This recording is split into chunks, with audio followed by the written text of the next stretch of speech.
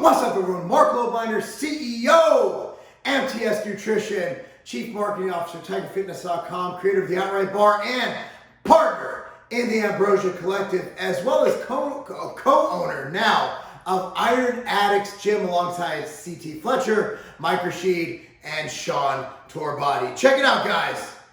So I just did a video on Brandon Curry beating Phil Heath. Why Brandon Curry will beat Phil Heath in the 2020 Mr. Olympia. Now, we're going to talk about the opposite. Why Phil Heath beats Brandon Curry. Now, I said this at the end of the last video.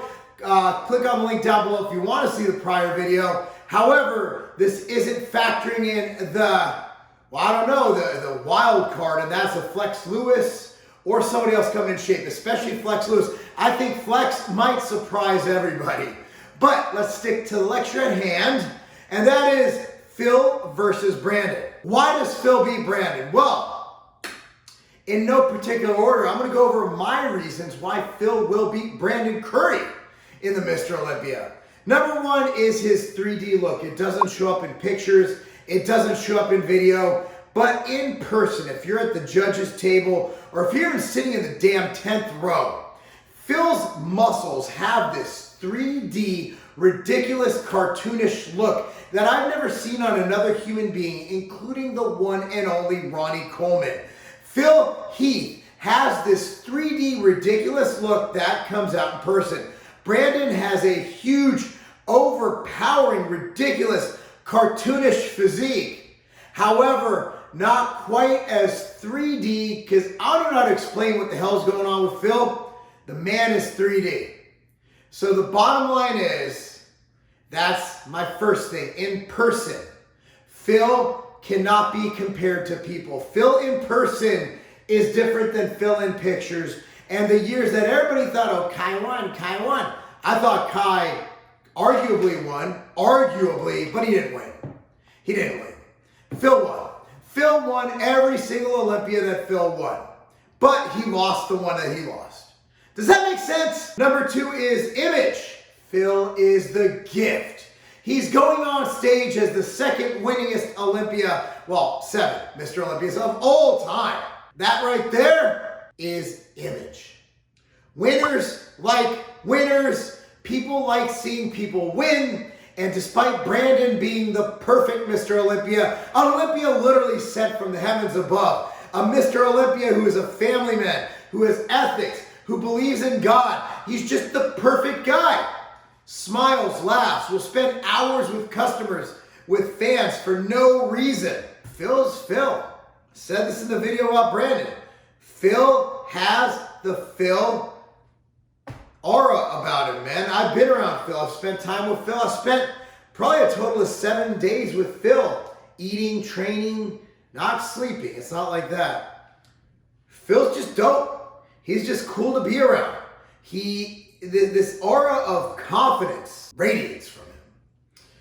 Number 3 is stage presence. Again, Brandon, a performer, great look, phenomenal taper. But Phil is Phil. People have been longing for Phil to get on stage, that all Phil needs to do is, he doesn't even do anything special. Just step on stage, wave and smile. Maybe do a little Hogan. It's Phil Heath, bro. Never. The other one, number 4, is muscle, fullness, and bellies. Like I said, Brandon's arms, chest. Brandon has no glaring weaknesses. Phil and Brandon neck and neck on fullness and bellies. And that just, at that level, it depends on a lot of things. Who can peak better? Brandon has a great coach, so does Phil. So we will see. We will see who comes in better. That's going to be a peaking issue. Who can stay conditioned? Who can stay conditioned? And we get into that later, and not lose their muscle fullness. Another one is the same thing I say about Brandon. There's really no weakness. If Phil comes in conditioned, if he brings his waist back in, Phil has no weakness. I haven't heard the small clavicles, close clavicles, narrow clavicles. That used to be the argument for Phil. I still don't to this day know what the hell that means. But again, Phil has no weaknesses. Phil has the best back in bodybuilding. That's another one. Brandon has a fantastic back. Phil just may have the best back in the history of bodybuilding. And I say that even thinking of Ronnie Coleman. Yes, Phil's back is that damn good. It's that damn good. Brandon has his work cut out for him because Phil's back almost won him the show in 2018 when his front was literally falling apart. And that comes back to the front, which comes down to conditioning. His abs. Was it a diastasis like I had? Were his abs literally falling apart? Was it a simple hernia? Did he get it fixed? That all comes into conditioning. Phil, even at his off-conditioned state, his stomach was a mess. He still had veins through everything. He still had that skin. And again, I'm going to say this and be controversial. Phil is lighter skinned. When you are judging shows, that I've judged over 50 shows, you will notice it is really hard for darker bodybuilders to display detail. Whatever it is, the lights, whether it's the actual thickness of the skin, I don't know. Conditioning is a huge factor. Phil can bring conditioning to his stomach like he brings to the rest of his body, and he can bring in shredded glutes. That's a way Phil can win. The next one, number 9, is time off. Phil has had 2 years. 2 years to have his abdomen fixed. He's had 2 years to get bigger, stronger, recover, get rid of nagging injuries, sort out his personal life. Time off might be in Phil's favor. At least for the stomach thing. If he truly had an issue with his abdominal cavity, he got it fixed like I did, man. Y'all seen my video where I had a big gut? You saw my Instagram, like, stomach was falling out. I had diastasis. It ripped. I could do a perfect vacuum now. What if Phil came on stage and did a front double bi and did a vacuum? We'll blow everyone's mind. Again, we're just guessing here. We don't know what's going to happen. And the last one is simple. He's Phil Heath. He's the gift. Brandon knows this going in. Brandon knows this going in. He's going up against the gift. Arguably the greatest of all time. It's going to be really tough. It's going to be really tough for Brandon to stave off Phil. So I've gone over why Phil beats Brandon, and I've gone over why Brandon beats Phil. What do I think is going to happen? Well, I'm really, really, really good friends with Phil. I'm really good friends with Brandon, to the point where I consider him like a brother. So obviously, I'm happy if both of them win. And both of them are very gracious people in real life, where they'll both be happy for each other, whoever wins.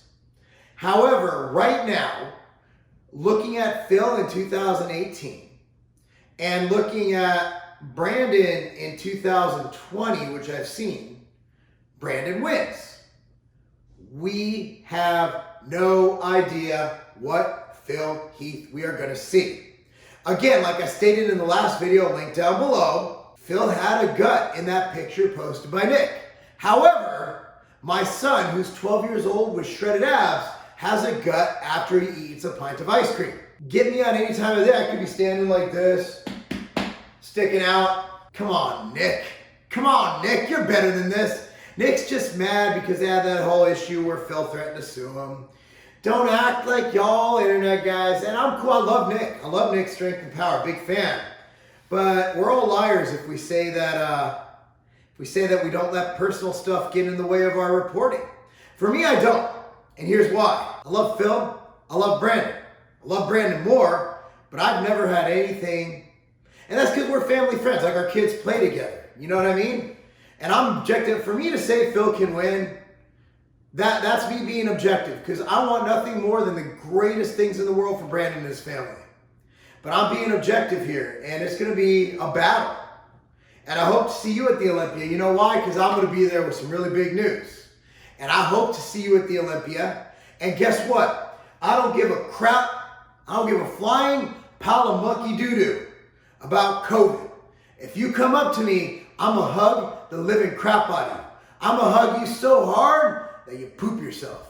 Because I miss these trade shows. I miss seeing y'all. And I can't wait to be there. And I can't wait to tell you guys what we have going on. But for now, expect a big, big, big announcement because we're going to have a grand opening event, a grand reopening of CT Fletcher's Iron Addicts Gym in Long Beach, which Mike, Sean, and myself are part owners of. Gonna have new flooring, gonna have a couple new pieces of equipment for y'all, and the same electric, just amazing hardcore vibe it's always had. It's still CT's gym, man.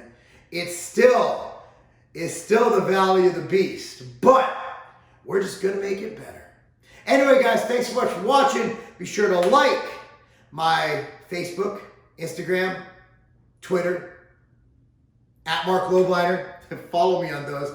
Like this video, subscribe to this channel, share, and let me know in the comment section below your thoughts on this year's Mr. Olympia. And that's not a game.